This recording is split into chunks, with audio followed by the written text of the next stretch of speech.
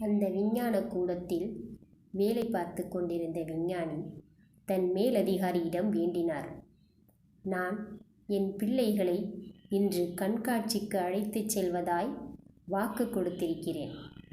மாலை 5:30 மணிக்கு செல்ல அனுமதிக்க வேண்டும். மேலதிகாரியும் அனுமதித்தார்.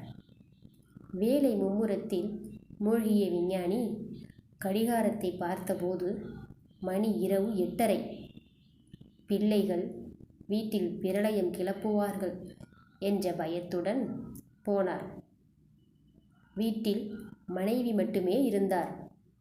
குழந்தைகள் எங்கே கேட்டதும் மனைவி சொன்னார், சரியாக 5:30 மணிக்கு கிளம்பி கண்காட்சிக்கு போய்விட்டார்கள். உங்கள் மேலதிகாரிதான் வந்து அழைத்து போனார் என்று. விஞ்ஞானி வேலையில் மூழ்கிவிட்டதை பார்த்த மேலதிகாரி அவர் கவனத்தையும் கலைக்க விரும்பவில்லை, குழந்தைகள் கனவையும் கலைக்க விரும்பவில்லை. தானே சென்று குழந்தைகளை அழைத்துச் சென்றார். அந்த மேலதிகாரி பெயர் ஏபிஜே அப்துல் கலாம். இன்று எத்தனை அதிகாரிகள் இப்படி நம்மால் பார்க்க முடியும்?